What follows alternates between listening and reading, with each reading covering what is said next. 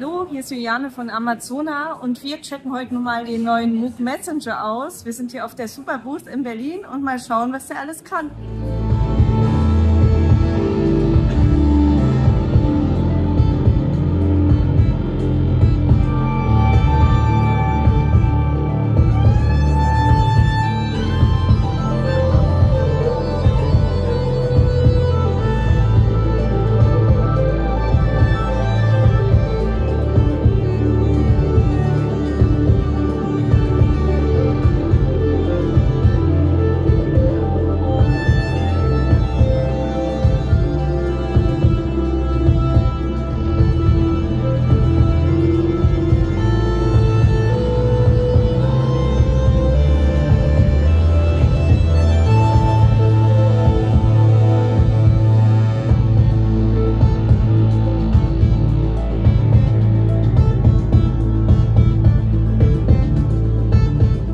Chris from Moog Music, and we are here at Super Booth 25 showing the Moog Messenger, which is our new generation of analog monophonic synthesizers from Moog.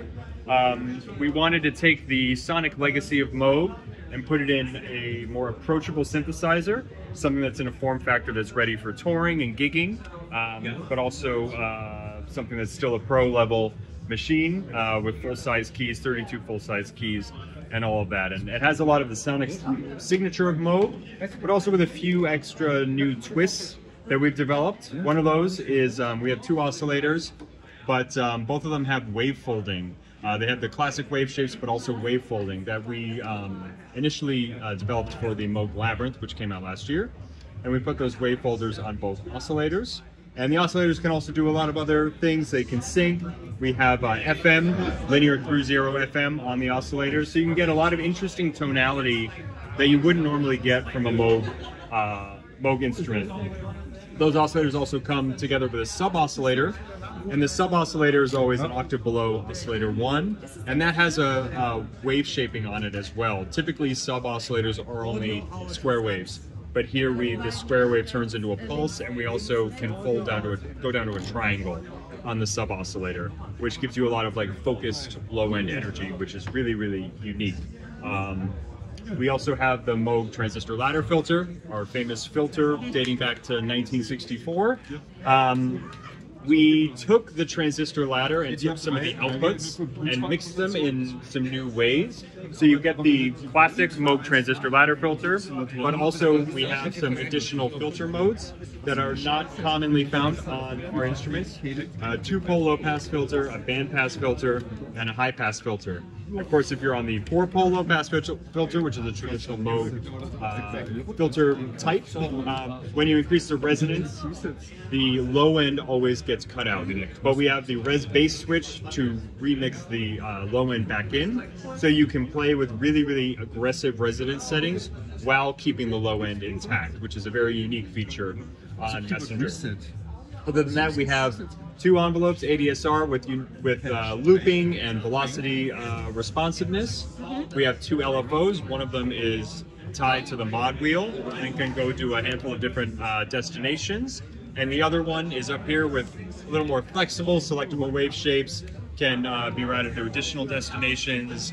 Keyboard reset can be synced to the master clock, and can also, if you hold, you can assign LFO1 to modulate any of the panel controls. And you can also do that with the envelopes as well, with the keyboard. And also here you can route aftertouch, expression pedal, and keyboard sample and hold, so a random voltage every time you press a key to do some deeper modulations. And we also have a really fully featured sequencer and arpeggiator on it. The sequencer is very simple.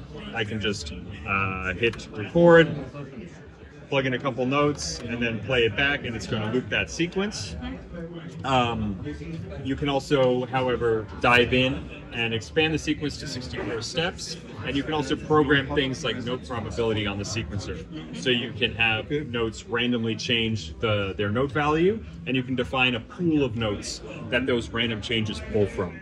And then the arpeggiator is, both the arpeggiator and sequencer take things that we developed for Muse. The arpeggiator, for example, you can program a rhythm on the arpeggiator, and you can also select a bunch of different arpeggiator patterns. So up and down, some of the classic ones, but also leapfrogging behavior, really interesting arpeggiator motion. So the arpeggiator is kind of its own compositional tool. And so we wanted Messenger to not only be a great sounding synth, but also ready to play expressively, but also ready to sequence and come up with ideas, and really just an all-in-one synthesizer, something that you can integrate to a studio of any size, or just with USB-C MIDI back and forth from your DAW. That's really cool. Yeah. Can you also put like audio in and use the filters? Yes, there's an external input for the filter, and if that's not patched, then it's feedback, so that feeds the mixer back on itself to get sort of overdrive and also really chaotic sounds once you push that quite high.